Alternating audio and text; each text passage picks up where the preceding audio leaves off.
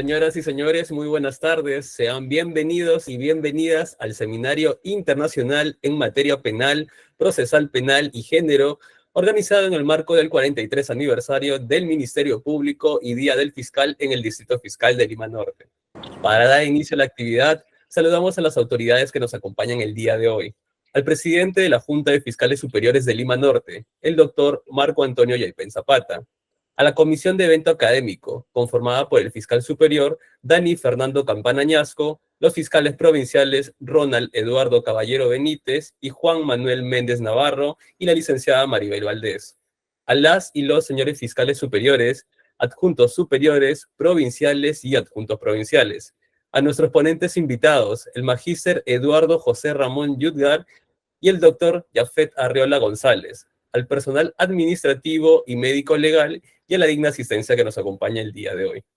A continuación, tendremos las palabras de presentación y bienvenida a cargo del presidente de la Comisión de Evento Académico, el fiscal superior Dani Fernando Campana Añasco. Doctor Campana, muy buenas tardes. Por favor, si puede hacer uso de la palabra. Gracias, Dave. Buenas tardes con todos y con todas. Sean ustedes bienvenidos a este seminario internacional en materia penal, procesal penal y género, que ha organizado la comisión designada por resolución número 1239-2024 del 18 de marzo del año 2024 y autorizada por nuestro presidente, el doctor Marco Antonio Yaipen Zapata. Al conmemorarse el 43 aniversario institucional, Día del Ministerio Público y Día del Fiscal, es un honor para mí como presidente de la Comisión del Evento Académico por el aniversario institucional y Día del Fiscal, para darles a ustedes la bienvenida en este acto de apertura de este importante evento que nos convoca todos los años. Nuevamente hoy nos reencontramos para llevar a cabo este seminario internacional en materia penal y procesal penal y género. El evento está programado para ser desarrollado en 5 sesiones. La primera sesión corresponde al día de hoy, en su fase inaugural, y cuenta con 2 ponencias internacionales muy importantes a cargo de maestros y doctores muy distinguidos, como es el doctor Eduardo José Ramón Yudgar de la República Argentina, que nos va a acompañar y nos va a disertar sobre el tema la importancia de la perspectiva de género en los operadores jurídicos. Concluida esta ponencia, tenemos la segunda ponencia denominada Los delitos sexuales digitales a cargo del doctor y maestro doctor Yafet Arriola González, que nos acompañará desde México. La segunda sesión, que debe realizarse el 29 de abril, contaremos con una sola ponencia y contaremos con la presencia del doctor Julio César Tapia Cárdenas con el tema Últimas reformas en materia procesal penal. La tercera sesión tendremos 2 ponencias internacionales. La doctora Carlos Vázquez Kessler es jueza del sistema de feminicidio en Guatemala y nos va a disertar con la ponencia El delito de feminicidio. La segunda sesión, a cargo de un maestro experto en litigación oral, el maestro y doctor Pedro Duarte Canán, con el tema La intervención eficaz del fiscal en el marco del sistema acusatorio, y nos acompañará desde la República Dominicana.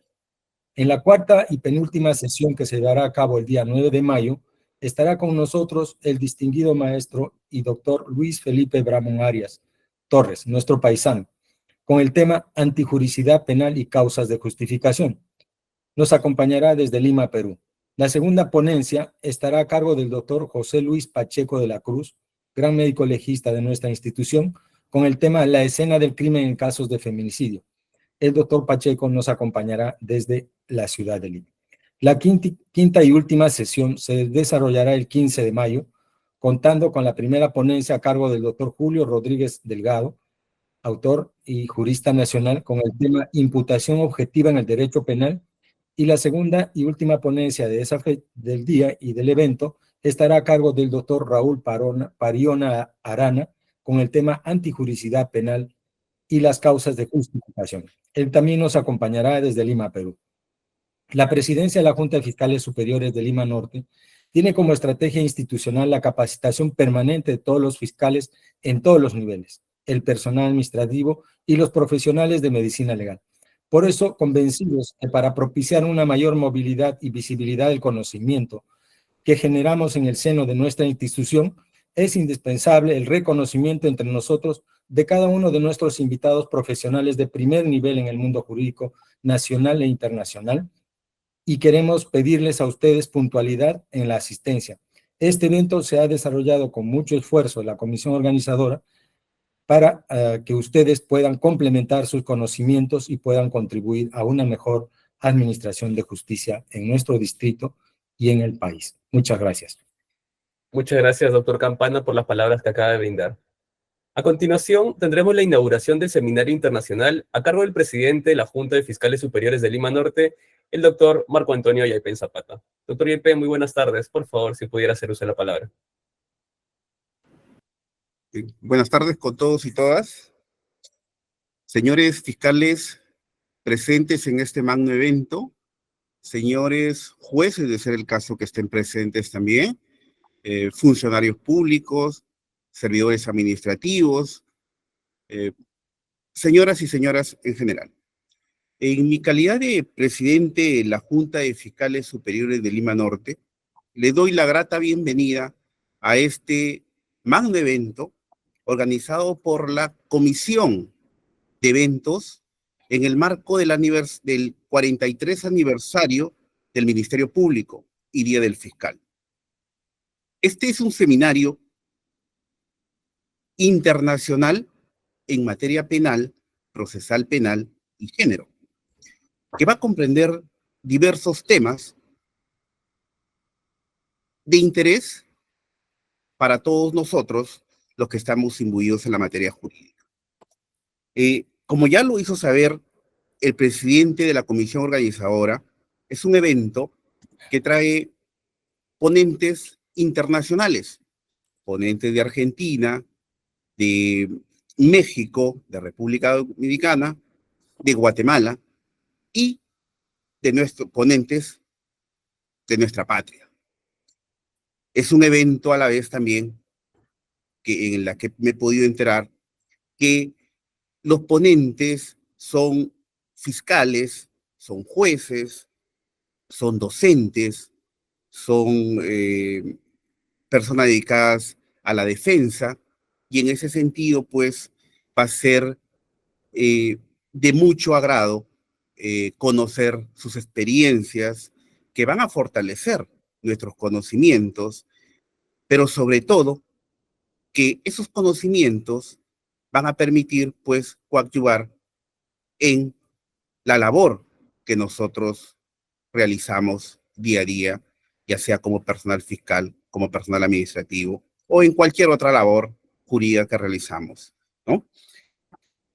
En ese sentido, pues, les doy a todos ustedes la grata bienvenida y agradecerles por haberse inscrito en este evento, no sin antes agradecer a la Comisión de Eventos que ha tenido a bien organizar este seminario internacional, como es a usted, doctor Dani Fernando Campana Añasco, al doctor Juan Manuel Méndez Navarro, al doctor Ronald Caballero Benítez y al asistente Maribel Valdés Guamán, por todo el esfuerzo que han abocado precisamente para dar lugar a este seminario internacional.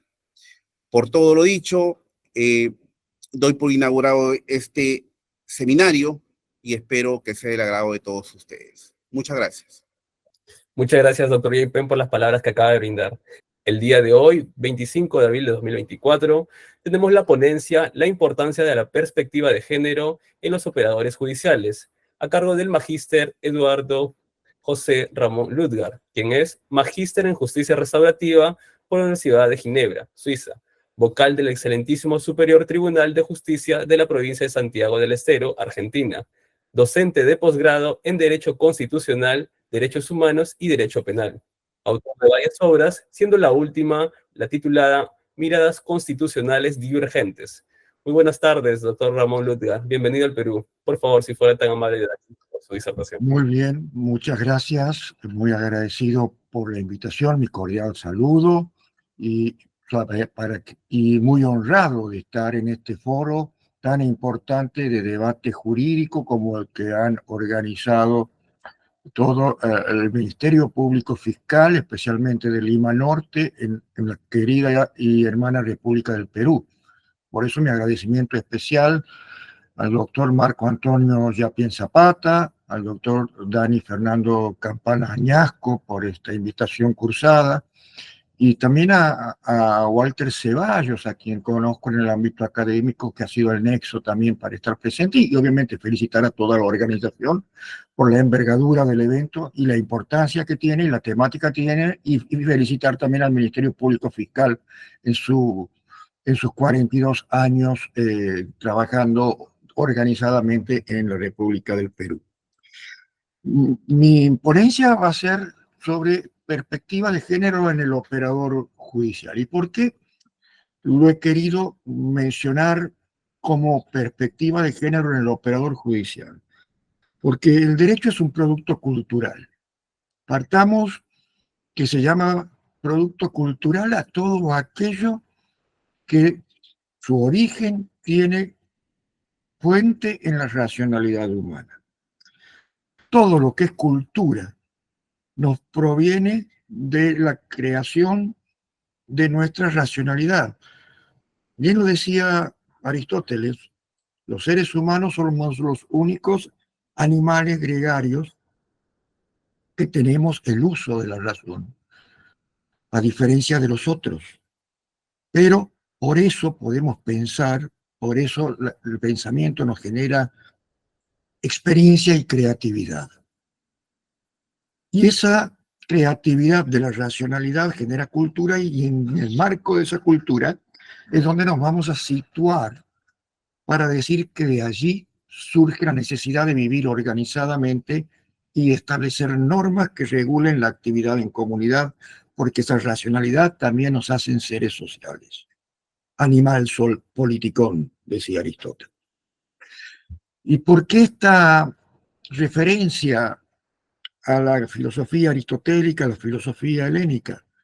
Porque cuando hablamos de lo que son las diferencias entre los seres humanos y específicamente las diferencias de género, tenemos que remitirnos a devenires históricos de lo que también ha sido una lucha cultural.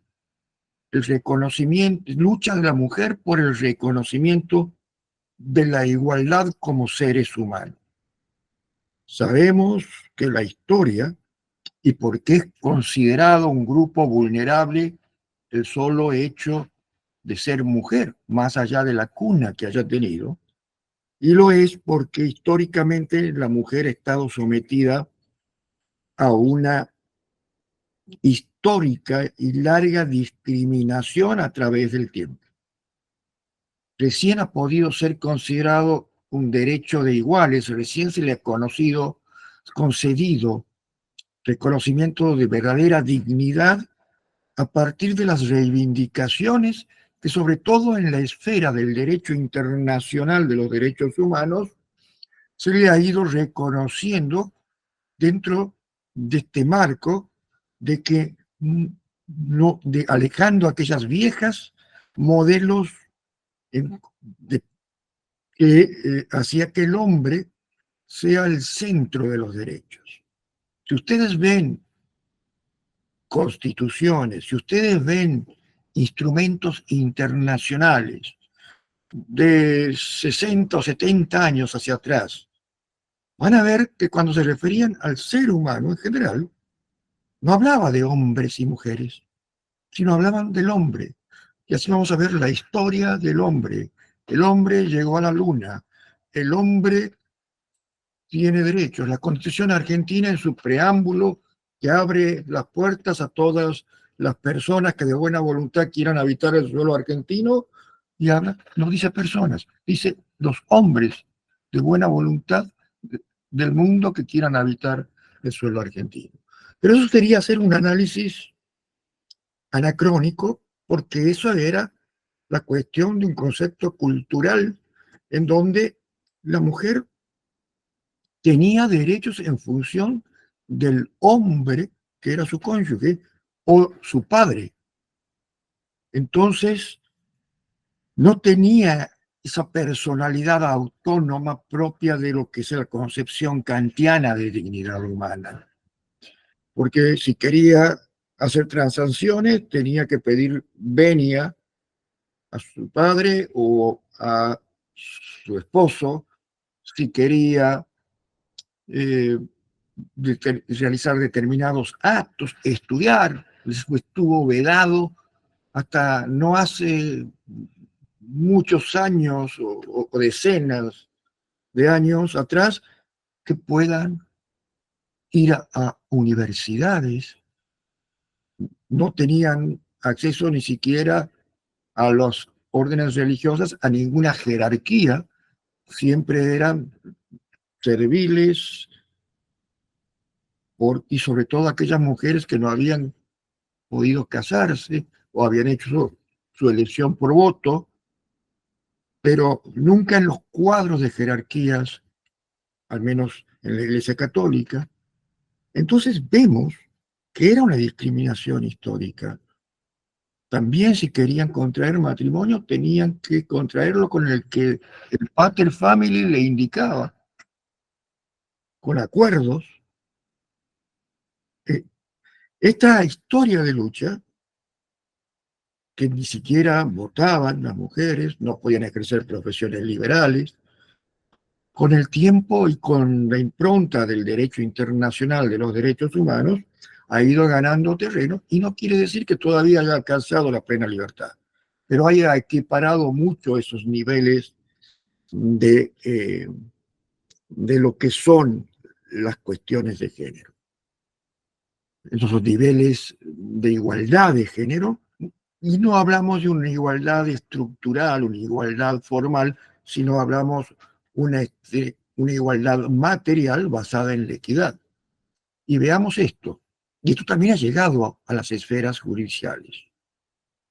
La mujer, hace medio siglo atrás, difícilmente íbamos a encontrar que podía ejercer la judicatura o integrar distintos cargos jerárquicos dentro de ramas judiciales. Y esto también ha generado esa impronta patriarcal en la estructura cultural que hasta el día de hoy todavía se digan que muchos magistrados en sus decisiones judiciales soslayan la perspectiva de género, o que la mujer pueda tener también, estar entrampada en una situación de vulnerabilidad generada por lo que se llama la violencia institucional. Y eso te da cuando muchas veces una mujer que sufre violencia psicológica o violencia física acude a los centros de protección del Estado o a denuncias en fiscalía o a esferas judiciales, recibe un maltrato, una revictimización, en donde lo primero que se genera cuando no se tiene ese tipo de perspectivas entre quienes deben tratar de atender y operar esas denuncias, esa perspectiva de género. Y termina también revictimizada, más allá de los atropellos que sufrió por el agresor externo, por la misma institución que debería protegerlo. Y que es del Estado y pertenece al Estado, y que es justamente la violencia institucional. Entonces, hay una revictimización. Y esto es porque muchas veces los operadores que deben actuar en esas situaciones no tienen una verdadera perspectiva de género. Y tanto Perú como la Argentina y muchos países estamos dentro de un sistema interamericano de derechos humanos y de un sistema internacional de derechos humanos. Nuestros países son parte de la Organización de Naciones Unidas, son parte de la Organización de Estados Americanos, entre otras entidades multilaterales, nuestros estados han suscrito o adherido y además ratificado tratados de Naciones Unidas como el de CEDAW, que es el Tratado de la Eliminación de todas formas de discriminación contra la mujer, y también lo han hecho contra el Tratado Interamericano eh, para eliminar, sancionar y prevenir la violencia de género, también conocido como Belén do Pará. Por eso tenemos que tener bien en claro a qué nos referimos cuando hablamos de perspectiva de género que tenemos que mostrar los operadores judiciales a la hora de intervenir en casos de violencia de género. Para trazar en el poco tiempo que tenemos para desarrollar un tema tan amplio, diremos en líneas generales que nos vamos a apoyar en las directrices que da el Comité para la Eliminación de la Discriminación contra la Mujer de Naciones Unidas y que es el que monitorea la aplicación del tratado conocido como CEDAW, que recién lo mencionábamos, que refiere a perspectiva de género a una hermenéutica o herramienta conceptual que debe buscar mostrar las diferencias existentes entre mujeres y hombres. Yo también incluiría también y colectivos de grupos no binarios, como el LGTBIQ+, en donde no tiene que mirarse solo por su determinación biológica, por sus características biológicas, sino también por las diferencias culturales asignadas a los seres humanos a lo largo de la historia. Y con esta definición de este organismo del Alto Comisionado de Naciones Unidas para los Derechos Humanos, queda claro el origen cultural que tiene la concepción de lo que son los derechos de las mujeres para la igualdad y lo que es el tema de eliminar y erradicar discriminación contra la mujer, y vuelvo a decir, también incluye a otros grupos no binarios, minoritarios que están sometidos a una especial situación de vulnerabilidad. Por eso, también el Tratado de Eliminación de todas formas contra la mujer de Naciones Unidas lo va a definir como ese proceso de evolución de las consecuencias para las mujeres y los hombres de cualquier actividad planificada, inclusive las leyes, políticas o programas en todos los sectores y en todos los niveles. Por eso también quiere dar la idea de una verdadera estrategia que se preocupe de receptar lo que aflige y las experiencias de las mujeres como también de los hombres, como elementos integrantes de esa supervisión de políticas y programas, tanto en materias económicas, sociales, culturales propiamente dicha, y especialmente que estos sujetos, hombres y mujeres, se beneficien por igual y se impida que se perpetúe desigualdad entre los géneros, a pesar de tantos siglos en que se ha desarrollado, porque su objetivo final es esa igualdad sustantiva, vuelvo a decir, basada en principios de equidad entre los géneros. La perspectiva de género no busca, como muchas veces algunas teorías negacionistas quieren decir, que es un autoritatismo femenino. Quieren desplazar al hombre y someter al hombre encorsetadas o encubiertas bajo una un discurso de desigualdad. Eso no está científicamente probado, sino está científicamente probado todo lo contrario desde la antropología social. Por eso, en los procesos se debe cuidar ese respeto, se debe cuidar el lenguaje, se debe cuidar muchos factores cuando la mujer es víctima de estas discriminaciones.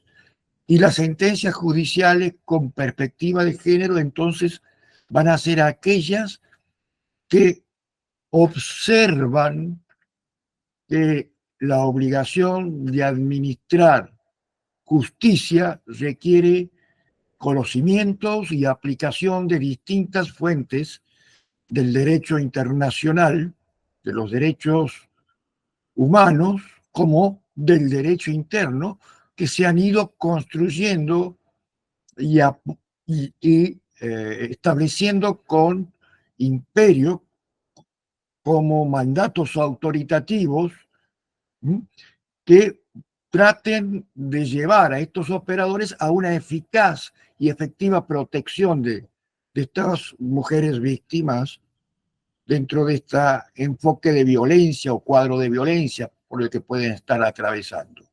Por eso, el protagonismo, la responsabilidad y la primera protección está basada en observar lo que es igualdad y no discriminación. Esa clave de bóveda que tienen los derechos humanos, en donde puede generar aspectos vinculados a una adecuada y eficiente defensa mediante una protección multinivel. ¿Y por qué vamos a hablar de una protección multinivel? Cuando lamentablemente estas cuestiones tienen que llegar a ámbitos de tramitaciones tribunalicias. ¿Y por qué? Porque tiene niveles de sistemas, el sistema internacional y el sistema doméstico o nacional, que tiene normativas especialmente establecidas a esos efectos y en donde se retroalimenta tanto aquellas que vienen de la orbe del derecho internacional, de los derechos humanos, con la que se nutre de las leyes y normas, tanto de la constitución política del país, como también de las leyes infraconstitucionales dictadas en su consecuencia. Por eso estas fuentes son complementarias, las internacionales y auxiliares del derecho nacional, pero no se excluyen unas a otras, sino que se armonizan y eso va generando una mayor coraza de protección cuando es debidamente utilizada por los operadores judiciales. Estas cuestiones tienen también que ver con estándares que se han ido estableciendo en el sistema interamericano. Y sabemos bien que cuando hablamos de derechos humanos, hablamos que el fin en sí mismo a proteger en general es la dignidad humana. Dignidad humana que también durante la historia nunca fue objeto de considerarse bien jurídico protegido, nunca fue objeto del derecho por su contenido moral. Siempre se la consideró fuera de lo que son los elementos del derecho. Esto hasta que las revelaciones del juicio de Nuremberg hicieron ver a la racionalidad humana la necesidad que esa dignidad no vuelva a mancillarse como lo pasó con las cuestiones del genocidio, y allí es donde las Naciones Unidas, a través de su primer instrumento, que es la Declaración Universal de los Derechos Humanos de 1948, empieza a referir a la dignidad humana como un bien jurídico protegido por el derecho, no conceptos filosóficos ni de teólogos exclusivamente morales como o teológicos como eran anteriormente. Y desde este enfoque entonces se fue construyendo ese derecho. los países empezaron a ver esa necesidad de que, y los hombres nos empezamos a dar cuenta y a hacer mea culpa de que éramos muy crueles al no reconocerle derechos de dignidad humana, porque al decir que no eran seres autónomos, que dependían de nuestra voluntad, de nuestras venias, de nuestros permisos, como decía al comienzo, entonces, dentro de esa concepción kantiana, como decía anteriormente, de medios y fines, la mujer también era un medio para servir al fin que era el varón. Eso radicalmente ha empezado a cambiar y hoy empezamos a hablar de conductas estereotipadas, aquellas que conservan esos criterios que vienen desde la antigüedad y se ha mantenido hasta principios, mediados del siglo XX, donde recién la mujer ha empezado a recuperar espacios de reconocimiento de derechos de igualdad. En el sistema interamericano hay un leading case entre varios casos que ha ido construyendo los estándares de la Corte Interamericana, interpretando tratados interamericanos y la misma Convención Americana sobre Derechos Humanos, como el caso González y otra, Ocalpo Algodonero versus México, en donde en su párrafo 400 da con precisión lo que pasa cuando no se respetan en los ámbitos judiciales y en los organismos estatales lo que son, digamos, los derechos y se las discrimina a las mujeres. Y lo dice de un modo muy claro, afirmando que cuando se investigó los casos de violencias que dieron origen a esa causa, quedó establecido que las autoridades mencionaban que esas víctimas eran voladas, un término mexicano que querían decir como ligeras, como fáciles de ser accedidas sexualmente con voluntad, o que se habían fugado con el novio, por eso no la podían alcanzar, lo cual se sumaba a una inacción estatal en el comienzo de la investigación que le permitió a la Corte Interamericana concluir que fue esa indiferencia y esa discriminación los que generaron las consecuencias finales de impunidad del caso que obligó a los familiares de la víctima a acudir al sistema interamericano. Por eso entendió que esas actitudes constituyeron en sí misma una discriminación en el acceso a la justicia y que la impunidad de los delitos cometidos envía un mensaje que la violencia contra la mujer, cuando es tolerada, lo que favorece es a su perpetuación y a la aceptación por el consenso social de que el fenómeno, el sometimiento y esa sensación de inseguridad en las mujeres es una cuestión naturalizada cuando no lo debe ser y genera en las víctimas la desconfianza de que éstas puedan ser verdaderamente protegidas por un sistema de justicia.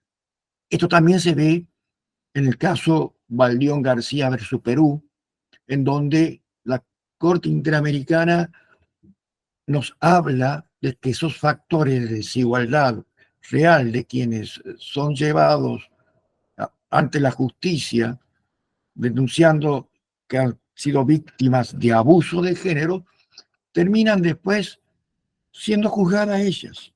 Es decir, van como víctimas de la más alta violencia de género, algunos casos extremos, pero muchas veces los receptores, quienes tienen que tomar esas denuncias, terminan poniendo en sospecha la actitud, adjetivando y estereotipando y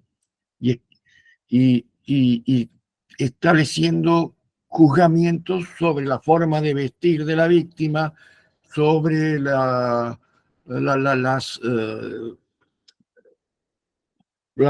distintos hábitos que tiene como causal de justificación de hechos de violencia, lo que realmente es inaceptable y no lo aceptó en ese caso la Corte Interamericana. También tenemos el caso de una niña mujer que terminó estableciendo la doctrina de la interseccionalidad de derechos por la Corte Interamericana en el caso González, Liu y otros versus Ecuador, que fue aquella niña que nació con HIV-Sida por una negligencia de hospitales públicos ecuatorianos que a su madre, a un momento antes de nacer, le transfirieron una sangre que no había sido revisada y que tenía el virus, y la niña nació con el virus.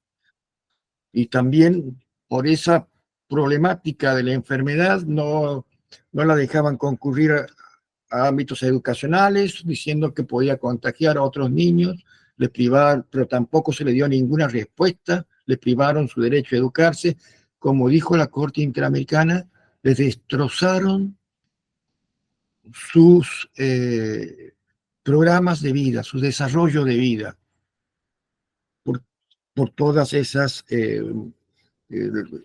situaciones que tuvo que atravesar esta joven o niña González Llull, en donde dijo que como una niña que tenía VIH necesitaba el mayor apoyo del Estado para impulsar su proyecto como mujer. Sin embargo, los dilemas que ahora ya más adulta esta joven siente en torno a la maternidad futura, a su interacción con relaciones de pareja y al hecho visible que le ha tocado vivir contando con, no habiendo contado con el apoyo del Estado, en todo caso generó una situación de interseccionalidad porque no observaron que era niña vulnerable, mujer vulnerable, persona con discapacidad por la enfermedad vulnerable y en extrema pobreza, que es otra de los colectivos vulnerables. Rápidamente vamos a ir pasando a lo que fue el caso Guzmán Albarracín también y otras versus Ecuador, que fue un caso también de impunidad lacerante, donde fue el abuso que cometió un director de escuela con una niña alumna, y que el tribunal que cerró el caso y en el cual produjo con coaccionar la impunidad de este director, terminó juzgando a la niña, diciendo que para sus 15 años iba con polleras cortas, que aceptaba los encuentros con el maestro, director, sin ver la conducta del adulto que fue la desencadenante. Esta joven, al ver la falta de respuestas de los tribunales ecuatorianos, su familia llegó al sistema interamericano el caso, pero no llegó a ver el resultado de la condena por el Tribunal Interamericano contra el Ecuador por esa falta de perspectiva de género de sus tribunales, en función de que se suicidó. No pudo soportar todo ese destrato institucional y también que se proyectó hacia la sociedad ecuatoriana en función del resultado. Son casos trágicos que hay que tener en cuenta también de cómo es importante la capacitación. Y si quieren un poco que avancemos, como para cerrar lo que son estándares que ha establecido la Corte Interamericana, podemos ver el de Vicky Hernández y otra contra Honduras, que en este caso se trata de una persona perteneciente a la comunidad LGTBI que fue abusada por agentes policiales y en donde la Corte estableció con meridiana claridad que todos los estándares fijados respecto a mujeres en sus sentencias de opiniones consultivas son válidos para los integrantes de este colectivo, que también es un colectivo vulnerable y en función de que cuando se cometen estos destratos discriminatorios por agentes estatales, se está en presencia también de violencia de género. Igualó estándares a la violencia contra la mujer cuando las víctimas son integrantes de este colectivo. Ahora, ¿cómo representar gráficamente que un tribunal no tiene perspectiva de género en sus decisiones? Y evidentemente tampoco han sabido los operadores intermedios, ni los defensores de la víctima, ni el ente acusador, mostrarle quizás al tribunal. Y les voy a dar un caso real.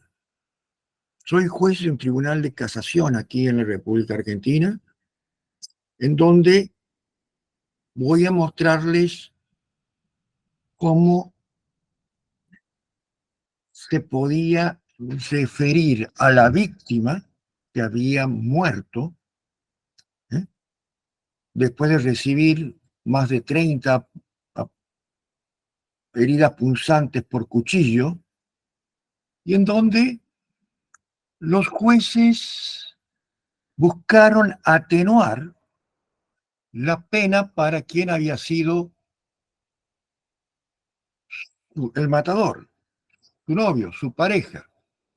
Pero si ustedes ven el lenguaje que se utiliza, fácilmente van a poder comprender que no es una perspectiva de género. Miren de qué manera en una sentencia se puede estigmatizar con estereotipos para fundar atenuaciones de pena por un tribunal. Le leo textualmente. Ere, que era el que había matado a su novia, tenía una formación cristiana y frecuentaba la iglesia. Era misionero, mantenía una relación cordial y permanente con el sacerdote, era empleado de la escuela, de la parroquia, de la radio, es decir, transitaba por un mundo distinto al de es la víctima. Porque era distinta, ya era madre soltera, crió de manera sacrificada a su hijo, no pudo alcanzar sus logros personales en el estudio, tenía un grupo de amigas con las que frecuentaba boliches y gustaba de las bebidas alcohólicas. Entonces la pregunta está ahí, ¿a quién están juzgando? ¿A la víctima muerta o al victimario? ¿No? O como si esas actitudes que no son delitos de la víctima y que cualquier hombre lo podría hacer y no sería mal vista, haya sido la causa que al correcto R, que era monaguillo de la iglesia, que tenía una vida ordenada, que alcanzaba sus logros, le provocaron una reacción desafortunada que alcanzó a aplicarle esas puñaladas, 34 en total, pero bien dirigidas, que la hizo sufrir a la víctima antes de morir y causándole la muerte con la última que le atravesó el cuello, generando un delito agravado. Y el juez dice, quizás esto haga que tengamos que bajarle la pena a R, porque eran contrastes que son polos opuestos, que unidos al principio y como el enamoramiento y la pasión generaban desacuerdos reiterados, celos, dice, que la incompatibilidad reinante, enseguecida por la pasión, término que ya no se usa en materia jurídica, no hay pasión para la muerte, llevaron a un crimen pasional que no es lo mismo que emocional. Ese es un verdadero sentencia estereotipada, cargada de prejuicios contra la mujer y que no se contenta con lo que les acabo de decir, sino que va a más. Vas a más porque tiene otras expresiones que demuestran lo que es una decisión sin perspectiva de género.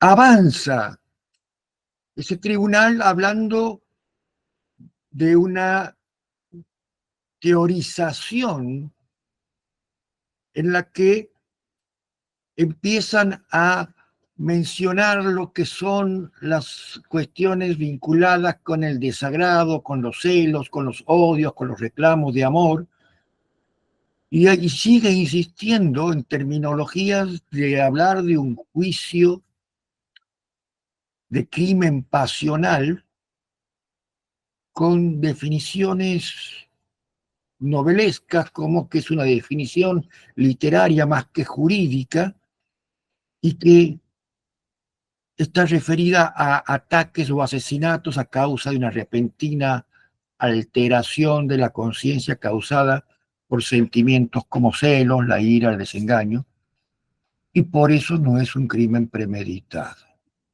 Eso atenúa el dolo. Realmente inconcebible en un Estado de derecho constitucional, en un Estado que está comprometido a no discriminar a la mujer. Pero, ¿por qué este tipo de sentencias? Y hay más de esto, pero no quiero extenderme porque hemos quedado también en dejar un tiempo para preguntas. Miren, ¿por qué esto no puede ser?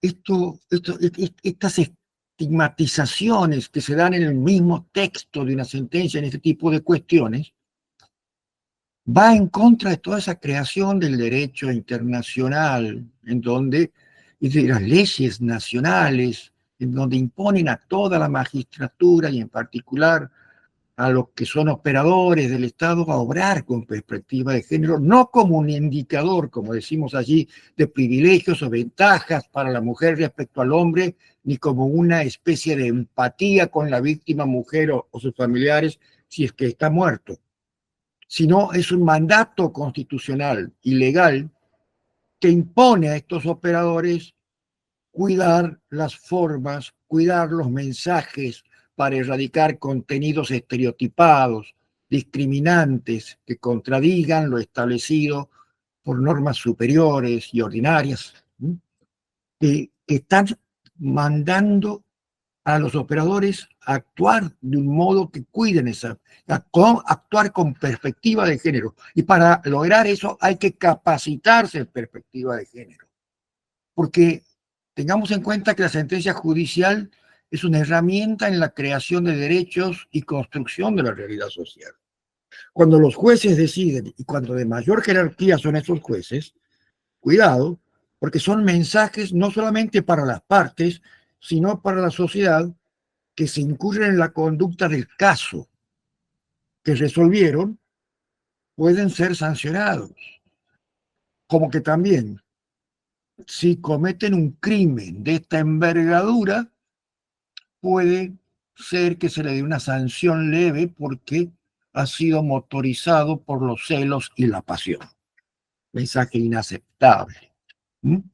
Entonces, de esta forma, si es que no se observan perspectiva de género, en esta construcción de realidad, en vez de aminorar las asimetrías de poder que ha sido la lucha histórica de las mujeres para alcanzar la igualdad, van a generar mayores discriminaciones históricas que en un Estado de derecho constitucional no se puede aceptar y que se debe revertir.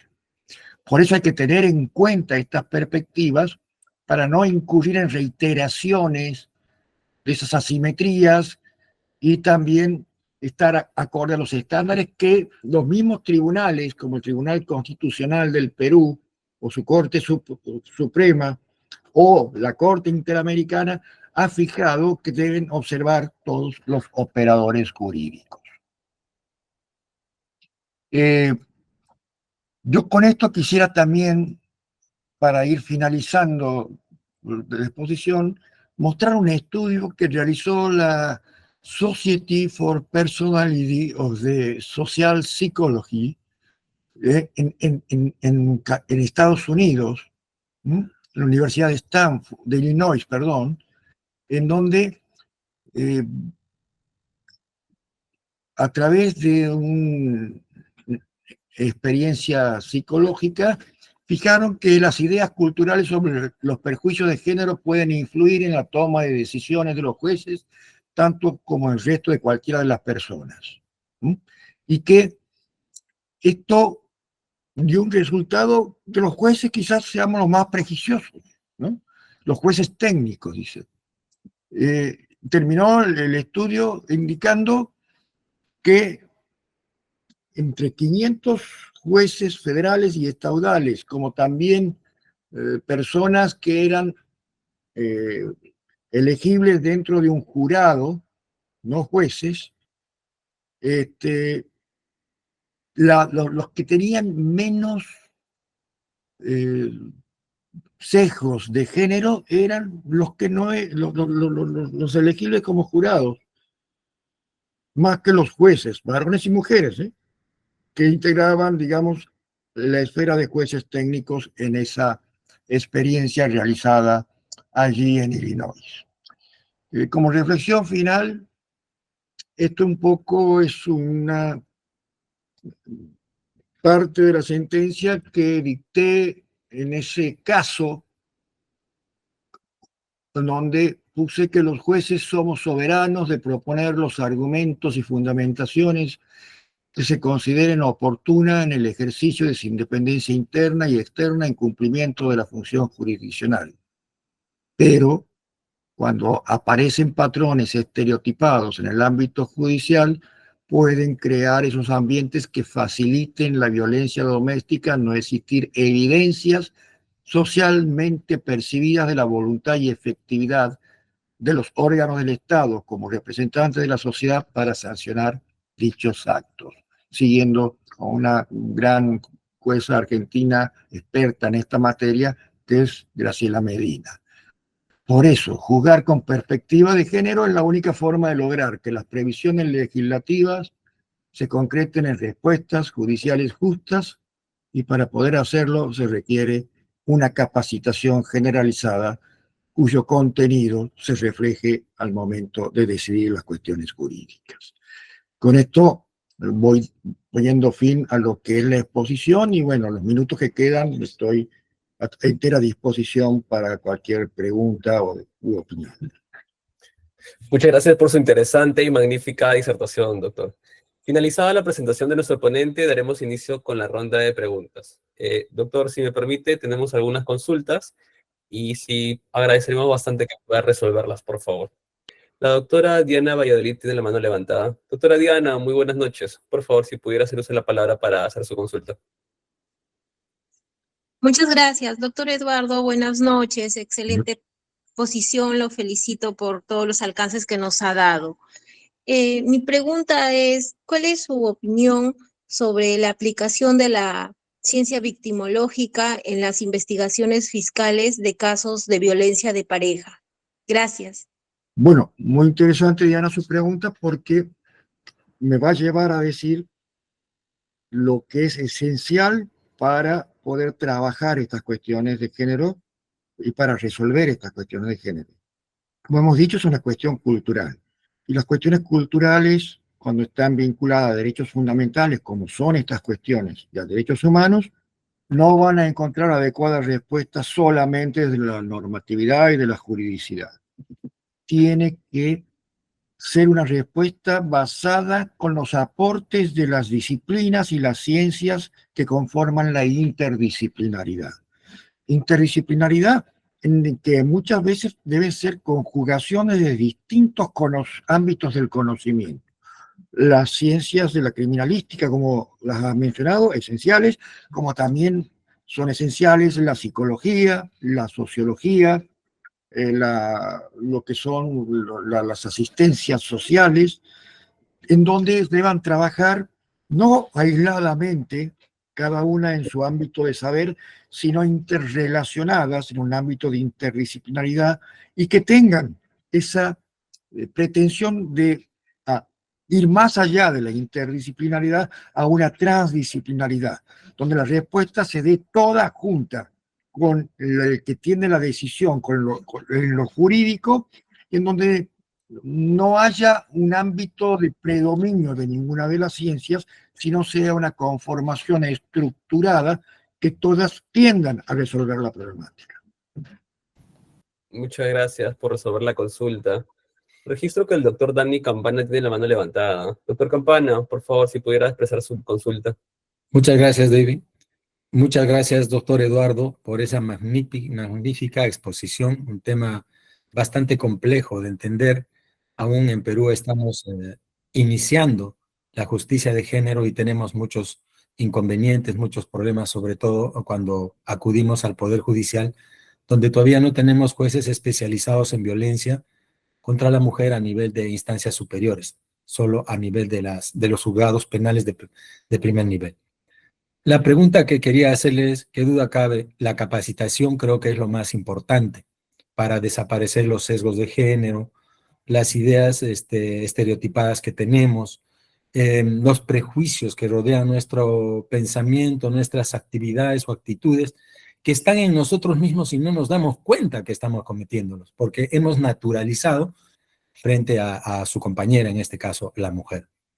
En Perú también hemos tenido casos de sentencias estereotipadas, muy conocidas y debatidas en el ámbito académico. Por ejemplo, una sentencia de una señorita que salió con un vecino una noche, tomaron un poco de licor y terminaron teniendo relaciones sexuales, pero aprovechando el varón que la niña o la señorita estaba en un estado de ebriedad avanzado. Cuando esto llegó a un debate a nivel judicial ya en el proceso de sanción, los jueces dijeron que la señorita, como esa noche usaba una prenda de color rojo con blondas en la parte delantera y en los muslos, entonces hacía prever como una suerte de máxima de experiencia que ella estaba dispuesta a tener una relación sexual. Y absolvieron al procesado. Se desató todo un escándalo tremendo, le digo a grandes rasgos lo que ocurrió, y finalmente se rehizo el juzgamiento. Nosotros aquí en el distrito de Lima Norte, doctor, que es una corte bastante joven, digamos así, no tiene más allá de 30 años, tenemos este problema actualmente, la perspectiva de género en nuestros jueces. Hay ahora la obligatoriedad por parte de la Academia de la Magistratura que prepara jueces y fiscales para cumplir su función, de que deben capacitarse en temas de género, para, por ejemplo, postular a un cargo, para buscar un ascenso. Sin embargo, a nivel de la judicatura, no sé si es mi perspectiva, pero le digo la experiencia que tengo en el trabajo en el sistema, es que estos temas no son atrayentes, pero sobre todo para los jueces, especialmente varones, ¿no? Y constantemente, le digo así, cuando vamos sobre todo a las salas de apelaciones, como decimos acá en Perú, nos damos contra la pared, porque parece que estamos hablando dos idiomas distintos, ¿no? Y los jueces dicen, bueno, pero a mí la ley no me puede obligar a hacer lo que usted está diciendo. Yo soy juez, yo tengo que ser justo, imparcial, una serie de argumentos, pero no se entiende cuál es la misión del juzgador y la aplicación del sistema de género o la perspectiva de género al momento de resolver estos casos. Yo sé que Argentina ha avanzado más que nosotros, doctor. Usted ya tiene una experiencia incluso a nivel superior. ¿Cómo fue el proceso argentino? ¿Qué nos faltaría para que nosotros avancemos al igual que Argentina o nos pongamos a ese nivel, ¿no? Porque creo que ustedes están más avanzados en este tema que nosotros. Muy atinente su pregunta, doctor Dani. La Argentina tiene un proceso también difícil.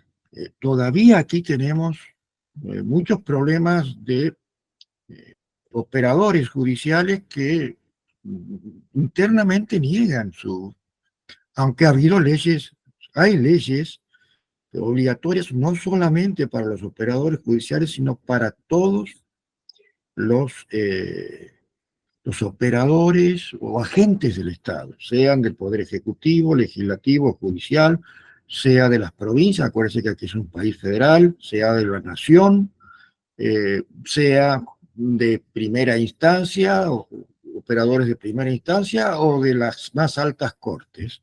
Esa ley que se llamó Micaela, que tuve la suerte de participar como experto consulto del Congreso de la Nación, imponía la capacitación obligatoria a todos, incluso hasta el presidente de la Nación, ¿no? Del presidente de la Nación para abajo.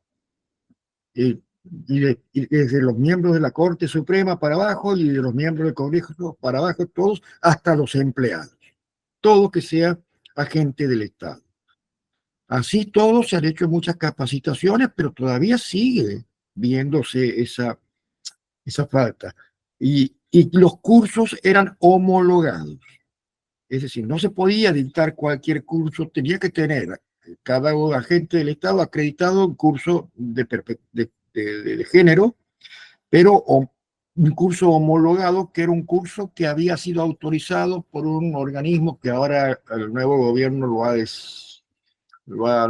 ha desactivado, que era el Observatorio de la Mujer, que era un ministerio de la mujer a nivel nacional, que los programas que se iban a dar iban a que sean homologados en ese ministerio por expertos en la materia, y de esos programas tenían que nutrirse todos los agentes del Estado.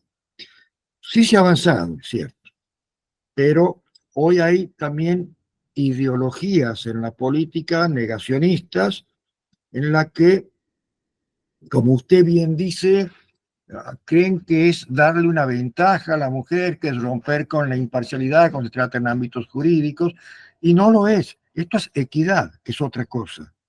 ¿Por qué? Porque viene con eso que hablábamos de una discriminación histórica, en donde lo que tiene que dar el Estado son acciones positivas para ir recuperando terreno a esa discriminación, y a partir de ahí jugamos todos con la misma regla. Pero no podemos hablar de que rompen criterios de igualdad cuando no son iguales. Uno está más discriminado del otro, y por lo tanto se tiene que hablar de una igualdad no formal, sino una igualdad material, sustancial, basado en el criterio que tiene que ser una igualdad de iguales, y donde la mujer ha venido acercando a la posición del hombre, pero que todavía no ha llegado a un estándar de total igualdad. Muchas gracias por resolver la consulta, doctor. Una pregunta que nos hicieron de manera interna es la siguiente. ¿Cómo pueden los operadores judiciales garantizar que sus decisiones reflejen de manera adecuada las preocupaciones y realidades de género? Por eso es la carga argumentativa, y por eso es fundamentalmente la necesidad de capacitación del que tenga que tomar una decisión en donde pueda demostrar, conforme el argumento, en razones verdaderamente justificatorias, las cuestiones de por qué era necesario aplicar una perspectiva de género y en qué consistió la aplicación de esa perspectiva de género, para que quede claro que no hay ningún abuso respecto a lo que son criterios de igualdad. Realmente agradecemos al magíster Ramón Ludgar por la disertación que nos acaba de brindar. Muchas gracias. Gracias a ustedes, ha sido un gusto compartir y un honor compartir con todos ustedes la noche de hoy. Que tengan muy buenas noches y un feliz aniversario para el Ministerio Público.